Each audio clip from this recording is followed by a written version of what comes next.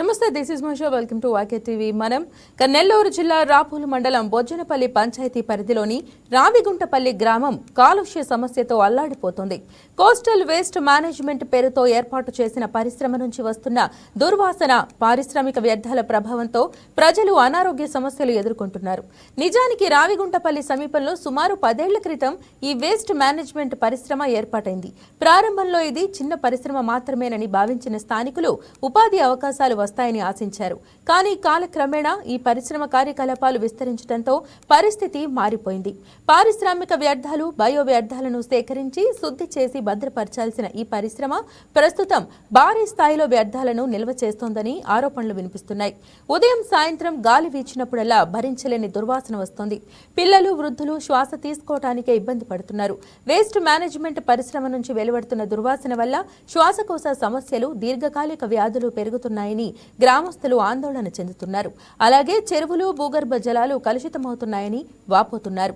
మొదట 4 గ్రామాలకే పరిమితమైన ఈ సమస్య ఇప్పుడు మొత్తం రాపూరు మండలం ప్రజలను ప్రభావితం చేస్తోందని స్థానికులు చెబుతున్నారు.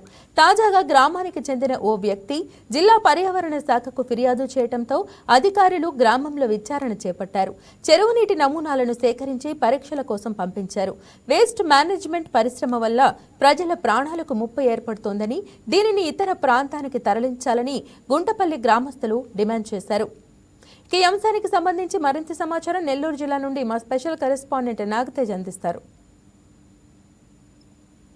రైట్ నాగతేజ, ప్రస్తుతం అక్కడున్న పరిస్థితి తెలియజేయండి. ఇటు ఏదైతే కూడా గ్రామీణ వాతావరణం ఏదైతే గ్రామాలన్నీ కూడా ఇప్పుడు ఏదైతే మనం చూసుకుంటే ఉమ్మడి నెల్లూరు జిల్లా సంబంధించి వెంకటగిరి నియోజకవర్గంలోని ఇటు రాపూర్ మండలం ఉన్నటువంటి బొజ్జనపల్లి పంచాయతీ రాజగుంటపల్లి గ్రామంతో పాటు అక్కడ ఉన్నటువంటి కొన్ని గ్రామాలన్నీ కూడా ఇటు సాధించే పొరలు కూడా చెప్పుకున్న పరిస్థితి కనిపిస్తాం. అయితే గత ఎన్నో ఏళ్ళుగా కూడా ఒక కుదిర పరిశ్రమగా ఏర్పాటైనటువంటి యొక్క కోస్టల్ వేస్ట్ మేనేజ్మెంట్ పరిశ్రమ సంబంధించి అక్కడ ఏదైతే ఆ పరిశ్రమ వస్తుంది, ఆ పరిస్థితులు అక్కడ ఉన్నటువంటి గ్రామీణటువంటి ఉపాధి పరంగా కూడా ముందుకెళ్తామని చెప్పేసి కొన్ని ఏళ్ల క్రితం కూడా స్థానికులు అక్కడ యువత కూడా భావించిన పరిస్థితి. అయితే ఏళ్లు గడిచే కొన్ని రోజులు మారుతుంది. పరిశ్రమ సంబంధించి కార్యకలాపాలు కావచ్చు, ప్రత్యేకించి విత్తనం భరిత పెరిగి ఇతర ప్రాంతాలు ఎంచుకున్న అక్కడ వ్యర్థాలు కావచ్చు, ఆయా పరిస్థితున్నటువంటి దుర్వాసన, ప్రత్యేకించి కాలుష్య నీటితో పాటు ఆ చుట్టుపక్కల గ్రామాలన్నీ కూడా ఇప్పుడు కాలుష్య ఆయా ప్రాంతాల్లో నివసిస్తున్నటువంటి గ్రామస్తులు, ప్రత్యేకించి చిన్నారులు, వృద్ధులు, మహిళలకు కూడా తీవ్ర అనారోగ్యాలకు పాల్పడుతున్నారు. ఆ గ్రామంలో ఏ ఒక్కరిని పరిష్కరించినా కూడా మంచాన పడే పరిస్థితి కూడా ఇప్పుడు కూడా స్థానికులు ఆలోచించారు. ప్రతి ఒక్క పరిశ్రమ ఏర్పాటు అక్కడ స్థానికులు తొలుత ఆహ్వానించినప్పటికీ అయితే ఆ పరిశ్రమ నుంచి వదులుతున్నటువంటి దుర్వాసన కావచ్చు, ప్రత్యేకించి ఆ పరిశ్రమ యొక్క మేనేజ్మెంట్ వ్యవహారం కూడా స్థానిక గ్రామస్తులు నచ్చకపోవడంతో కూడా స్థానిక ఉన్నటువంటి ప్రజాప్రతినిధులు కావచ్చు, ప్రత్యేకించి గత ప్రభుత్వాల హయాం నుంచి అక్కడ ఉన్నటువంటి ఎండ దృష్టికి కూడా ఏ ఒక్కరు కూడా స్పందించవలసి అనుకుంది. అయితే కేవలం వారి స్వలాభావాల కోసం ధనార్జన చేయడం అధికారులకు వ్యవహారాలను చెప్పేసి ఆ గ్రామస్తులు కూడా ఆవేదించారు. తాజాగా గ్రామానికి చెందిన వ్యక్తి ఈ యొక్క పరిశ్రమ సంబంధించి పూర్తి స్థాయిలో సోషల్ మీడియా కావచ్చు, ప్రత్యేకించి మీడియా ద్వారా కూడా ఆ యొక్క పరిశ్రమ ఉన్నటువంటి ఆ ప్రాంతం నుంచి తొలగించాలి లేదా మరొక ప్రాంతంలో ఏర్పాటు చేయాలి. ప్రత్యేకించి ఆ రాపూరు మండలంలో అనేక గ్రామాలు కూడా ఈ యొక్క పరిశ్రమ బారిన పడి కూడా తీవ్ర ఆవేదన వ్యక్తం చేసిన పరిస్థితి నేపథ్యంలో ఒక సమస్య పరిష్కారం చూపాలంటూ కూడా మీడియా పరిస్థితి కనిపిస్తుంది. అయితే ప్రజలు మనం ఎదురుతో కూడా చూడవచ్చు, ఎక్కడో సుదూర ప్రాంతాలు, సుదూర సిటీల నుంచి, పెద్ద మొత్తాల పట్టణాల నుంచి కూడా అక్కడికి వేస్ట్ ప్రాంతాన్ని తరలిస్తున్నారు. ఆ పట్ల పరిశ్రమలో ఏం జరుగుతుందో తెలుసుకోవడానికి వెళ్ళినప్పటికీ కూడా ఎవరు కూడా ఆహ్వానించే పరిస్థితి చెప్పేసి వైపు పరిశ్రమల నిర్వాహకులు కూడా పూర్తి స్థాయిలో మీడియాని కావచ్చు, ప్రత్యేకించి స్థానిక ప్రజాప్రతినిధులు కూడా ఏ ఒక్కరు కూడా లోపల కానికుండా లోపల ఏం జరుగుతుంది, ఆ యొక్క ప్రాంతంలో పరిశ్రమ కార్యకలాపాలు ఏ విధంగా ఉన్నాయో తెలుసుకున్నప్పుడు కూడా ముందుకు ఇటు మీడియాగానే తెలియజేయని పరిస్థితి. అయితే రాబో రోజుల్లో ఈ యొక్క కుటుంబ ప్రభుత్వం అధికారులకు వచ్చింది. ఇప్పటికే నెల్లూరు జిల్లా వ్యాప్తంగా పారిశ్రామిక రంగంలో అనేక అభివృద్ధిగా ముందుకెళ్తున్న నేపథ్యంలో స్థానికంగా ఉన్నటువంటి యొక్క ప్రజల సమస్యలతో కూడా పరిష్కారం చేస్తున్న లేదంటే కూడా ఆ యొక్క ప్రజలు కూడా ప్రశ్నార్థంగా మారింది. ఈ నేపథ్యంలో నేను వైకే టీవీ నిర్వహిస్తున్నటువంటి మహా కార్యక్రమం ద్వారా కూడా ఇటు ప్రజల దృష్టికి అక్కడ సంబంధిత అధికారుల దృష్టికి చేసినందుకు కూడా యొక్క స్థానికులు కూడా వైకే టీవీని కూడా ఆశ్రయించిన పరిస్థితి మహిళ. Right, okay, thank you Nagateja. Right sir, ఇక ఈ విషయానికి సంబంధించి రావిగుంటపల్లి నుండి శేషం చంద్రశేఖర్ మనతో మాట్లాడతారు. చంద్రశేఖర్ గారు నమస్తే, వెల్కమ్ టు వాకే టీవీ. మనం సార్ చెప్పండి సార్, రావిగుంటపల్లి గ్రామంలో ఉన్న ఈ పరిస్థితి ఏంటి? వ్యర్థాల పరిశ్రమకి సంబంధించి ప్రజలు ఏ విధంగా బాధను అనుభవిస్తున్నారు? మేడం, ఇది ఒక పరిశ్రమ అనేది పట్టించి ఏర్పాటు చేశారు. అలాగే ప్రజలప్పుడు కూడా అవగాహన లేకుండా సరే మోసపూరితంగా ఏర్పాటు చేసినా కూడా సరిగా వేసుకొని కమ్ముగా ఉన్నారు. అప్పుడు ఉద్యమం చేస్తే కూడా ఆ ఉద్యమానికి అడగదొక్కుతున్నటువంటి అప్పటి ఉన్న ప్రభుత్వ అధికారులు, ప్రభుత్వం, అప్పుడు ఉన్నటువంటి ఎమ్మెల్యే గారు కూడా సహకరించి దాని యొక్క పరిశ్రమ ఏర్పాటుకి, అంటే ఒక మంచి చేద్దామన్న ఉద్దేశంతో ఏర్పాటు చేసినటువంటి పరిశ్రమ ఇప్పుడు ప్రస్తుతము ప్రజల యొక్క అనారోగ్యాలకి, వారి యొక్క జీవిత ప్రమాణాలని నాశనం చేసి, అంటే దుర్మార్గమైనటువంటి పరిస్థితికి తీసుకొచ్చడానికి ఏర్పాటు చేసినటువంటి పరిశ్రమగా నేను అభివర్ణిస్తున్నాను. ఎందుకనగా ఆ యొక్క పరిశ్రమను ఏర్పాటు చేసి దాని నుంచి వచ్చే విషపవాయువుల వలన ప్రజలకు విపరీతమైన తలనొప్పులు, మనిషికి మానసిక రుగ్మత, మనిషి యొక్క బ్రెయిన్ స్టామినా యొక్క తగ్గుదల, మనిషిలో ఉన్నటువంటి స్టామినా కూడా తగ్గడానికి ఉన్నదని చెప్పేసి నేను అనుకున్నది కాదు. మీరు ఏదైనా కూడా, ప్రజలు ఎవరైనా కూడా ఒక్కసారి ఏఐని సంప్రదించండి. ఏఐ ఆర్టిఫిషియల్ ఇంటెలిజెన్స్ అనేది మనకు వచ్చినది కదా. ఆ ఆర్టిఫిషియల్ లో కోస్టల్ వేస్ట్ మేనేజ్మెంట్ పరిశ్రమ వలన వచ్చే అనర్థాలు ఏమిటి అని చెప్పేసి ఎవరైనా కూడా సెర్చ్ చేసి, అంటే శోధిస్తే మీకే దాని యొక్క మొత్తం దాని యొక్క అనర్థాలన్నీ కూడా చెప్తాయి.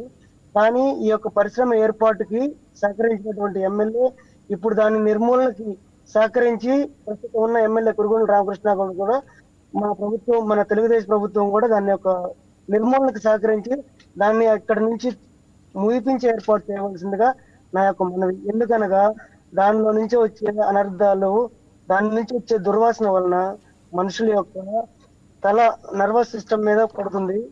అది ఆ యొక్క గాలి వచ్చినప్పుడు, విషపు గాలి వచ్చినప్పుడు విపరీతమైనటువంటి మైగ్రేన్ టైపు తలనొప్పి వస్తుంది.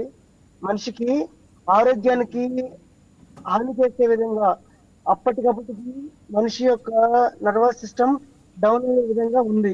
కాబట్టి దాన్ని తొలగించడానికి వీలైనంత మంది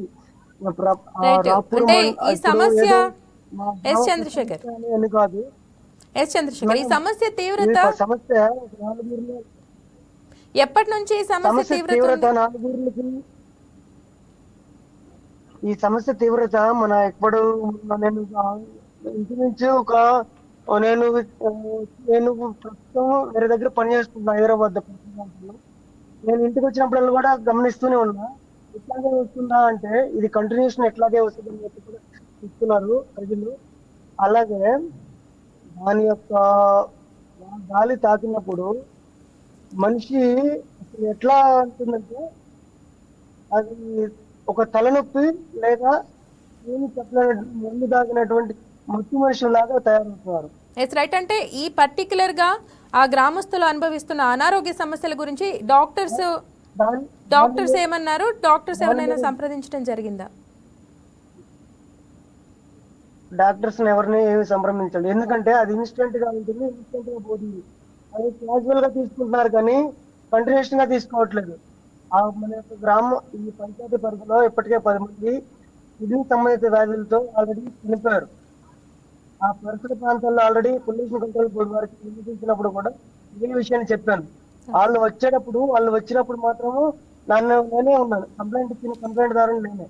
వాళ్ళు వచ్చినప్పుడు ఏమైంది సార్ వస్తుందా ఇప్పుడు గానే అని చెప్పాడు.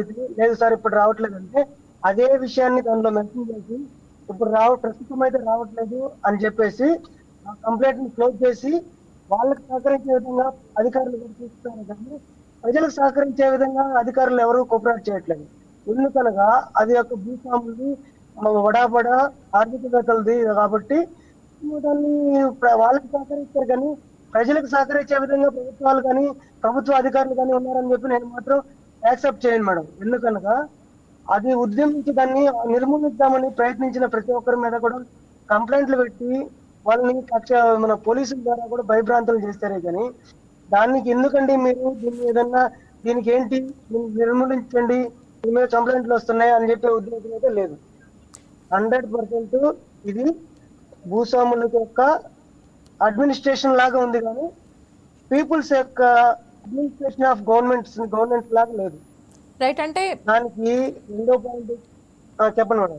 రైట్. అంటే పర్టికులర్గా లోకల్ ఎమ్మెల్యే కానీ ప్రజాప్రతినిధులు కానీ ఆ గ్రామానికి సంబంధించి ఎవరైతే ప్రజాప్రతినిధులు ఉంటారో దీని పట్ల, అంటే ఇటీవల రీసెంట్గా మీరు ఇచ్చిన గ్రామస్తులు ఇచ్చిన కంప్లైంట్ ఏమైనా ఉందా? వాళ్ళు స్పందించిన తీరు ఎలా ఉంది ఈ సమస్య పట్ల? దాని గురించి ఏముండదు మేడం. ఆ మాట అంటే 30 సంవత్సరాలుగా ఒక్క నిమిషం 30 సంవత్సరాలుగా రాపూర్ మండలాన్ని పరిపాలించినటువంటి ఎమ్మెల్యేలు ప్రతి ఒక్కరిని శిక్షించాలి, వాళ్ళని తగు పనిష్మెంట్స్ ఇవ్వాలి. ఎందుకంటే రావిగుంటపల్లి గ్రామానికి సంబంధించిన భూమి రికార్డు అనేది ఎట్లాంటిది లేదు.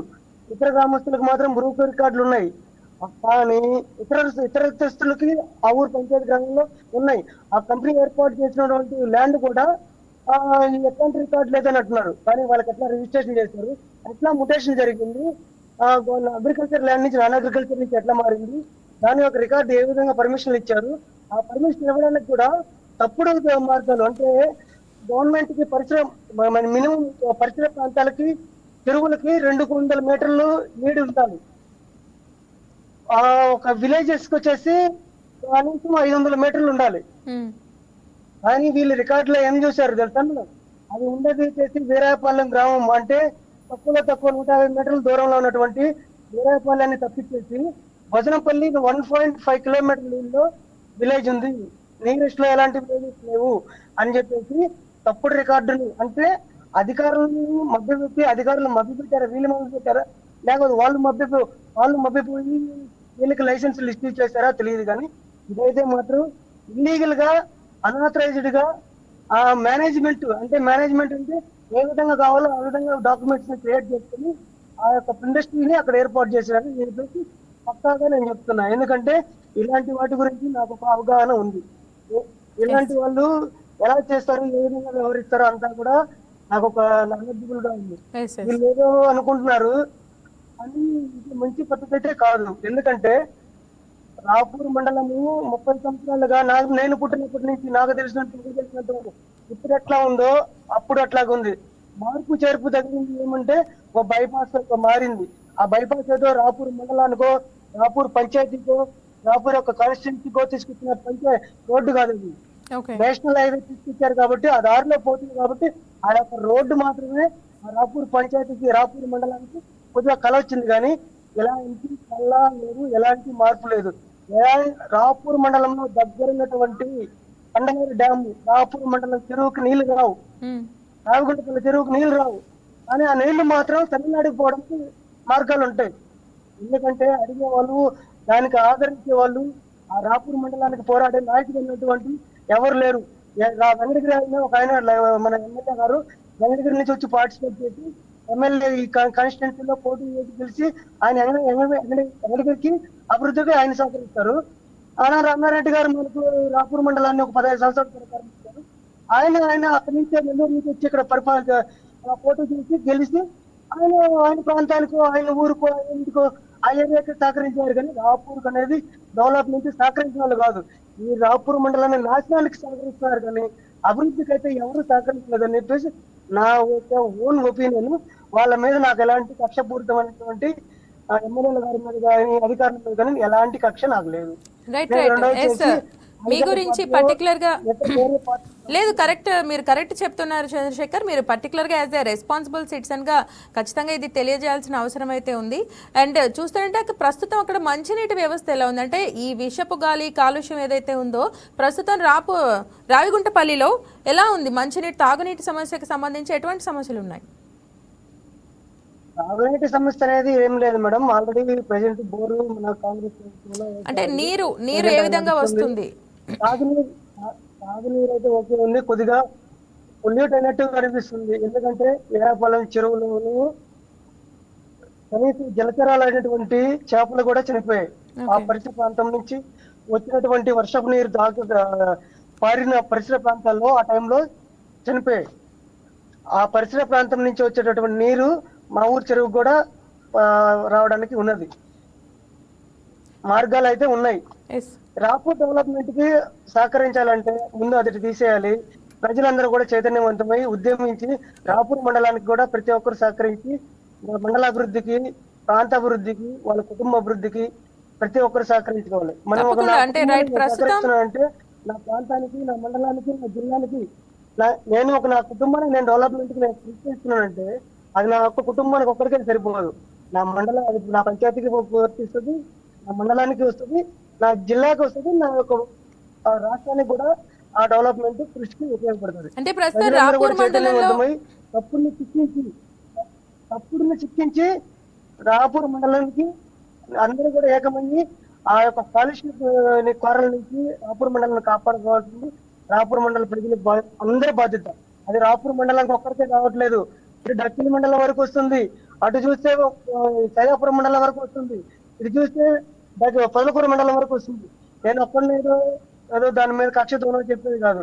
పరిసర ప్రాంతాల్లో ఎవరైనా సంచరించి వస్తుందో రావట్లేదా అనేది మీరు దాన్ని ఏమంటారు, ఆ పరిసర ప్రాంతాల్లో ఎంక్వైరీ చేసి తెలుసుకుంటే తెలిసిపోతుంది. Right right exactly. అది ఎట్లా ఉంటదంటే మనము నాకు ఇంకొక సందేహం ఉంది, ఎవరు కూడా ఇంకో సందేహం చంద్రశేఖర్. ప్రస్తుతం అక్కడ రావిగుంటపల్లి గ్రామం పరిసర ప్రాంతాల్లో కానీ రాపూర్ మండలంలో కానీ పంట పొలాలు అంటే ఈ వ్యర్థాలు ఏవైతే రిలీజ్ అవుతున్నాయో భూమిలోకి, పంట పొలాలు ఎలా ఉన్నాయి, వాటికి సంబంధించి ఏమైనా సమస్యలు ఏమైనా కనిపిస్తున్నాయో, అదేవిధంగా పశుగ్రాసం పశువుల పరిస్థితి ఎలా ఉంది?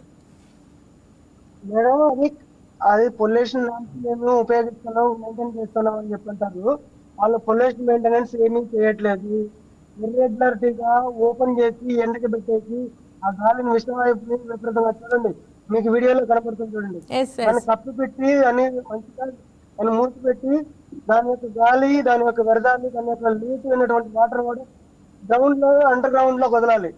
ఆ వదిలేదాన్ని కూడా కరెక్ట్ గా వదలకుండా ఉంది, ఇర్రెగ్యులర్ గా అనాథరైజ్డ్ గా దానిలోకి ఎవరిని రానియకుండా వాళ్ళ ఇష్టమైనట్టుగా వాళ్ళ ప్రతి ప్రాంతాల్లో వాళ్ళు ఇష్టారాజ్యంగా వ్యవహరిస్తున్నారు.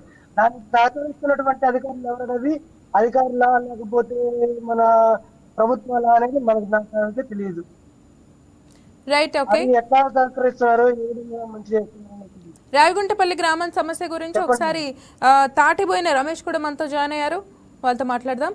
నమస్తే అండి రమేష్ గారు. రావిగుంటపల్లి గ్రామం అంటే ఒక్క నిమిషం మేడం, ఒక్క నిమిషం. ఇది రావిగుంటపల్లి గ్రామానికి ఒక్కటి సమస్య కాదు.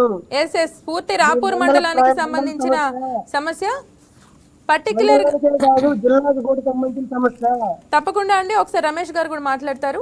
రమేష్ చెప్పండి, ప్రస్తుతం మీ గ్రామంలో కానీ మీ మండలంలో కానీ ఉన్న సమస్య తీవ్రత ఎలా ఉంది తెలియజేయండి.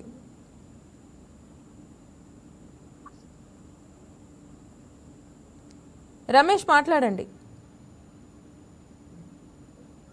రమేష్ మీకు వినిపిస్తుందా? హలో రమేష్ మీకు వినిపిస్తుందా? వినిపిస్తుంది, చెప్పండి రమేష్. మీ గ్రామంలో ఉన్న సమస్య ఎలా ఉంది, దానికి సంబంధించి దాని ప్రాబ్లం ఎలా ఉంది తెలియజేయండి.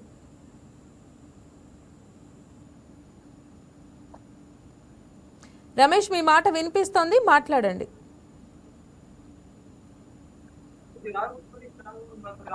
నెల్లూరు జిల్లా మేడం. మా గ్రామానికి సమీపంలో ఈ కోస్టల్ వేస్ట్ మేనేజ్మెంట్ అనే పరిశ్రమ 10 సంవత్సరాల నుంచి ఇక్కడ ఏర్పాటు చేస్తున్నారు మేడం. ఓకే.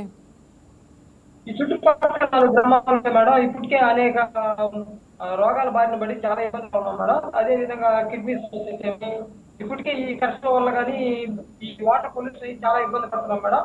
ఇప్పుడు ఈ పరిశ్రమ వల్ల ఈ రాష్ట్రంలో ఉండే అన్ని జిల్లాల్లో నుంచి వచ్చే ఇక్కడ ఇక్కడ డంపా తీసుకుంటేది, అదేవిధంగా అదర్ అన్ని డిస్ట్రిక్ట్ ఇక్కడ ఈ వేస్ట్ వాటర్ డిస్ట్రిక్ట్ వేయడం వల్ల గ్రామాలకు చాలా ఇబ్బందిగా ఉంది మేడం. ఇప్పటికే వాతావరణం ఈ గాలి వల్ల కూడా మేడం అన్ని విధాలుగా ఈ విషయాలు ఎక్కువ రావడం వల్ల మేడం ఈ జ్వరాల బారిన పడి బాగా ఇబ్బంది పడుతూ వస్తున్నాం మేడం. Right, okay. మరి ప్రతినిధులు, ప్రజా ప్రతినిధులు కానీ లోకల్ లీడర్స్ కానీ అర్జీ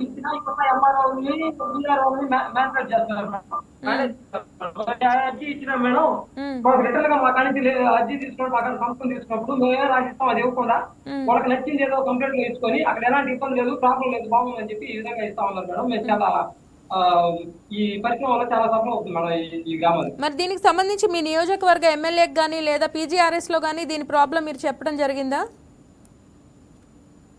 అనేక మార్లు ఈ ఎమ్మెల్యే గారికి అయితే ఈ గతంలో ఎమ్మెల్యే గారు టీడీపీ ప్రభుత్వం అధికారంలో ఉన్నప్పుడు ఎమ్మెల్యే గారి మేడం ఈ పరిశ్రమ శాంక్షన్ చేసింది. అనేక మార్లు అప్పుడు 48 గంటలు నిరాహార దీక్ష చేసాం, అనేక మార్లు ఉద్యమాలు చేస్తాం మేడం.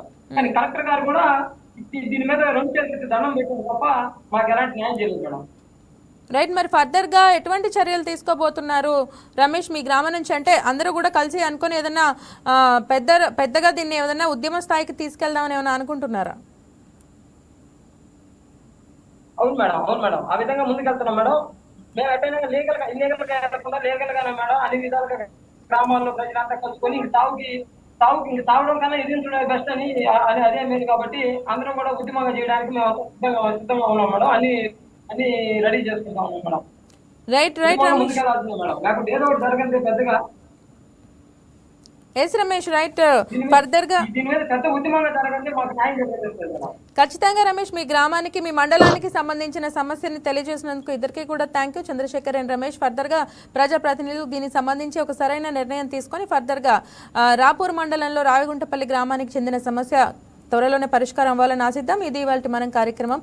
ఇంకా ఎపిసోడ్లో మళ్ళీ కలుద్దాం. Till then take care, keep watching YK TV. ఇది తెలుగు వారి గుండె చప్పుడు.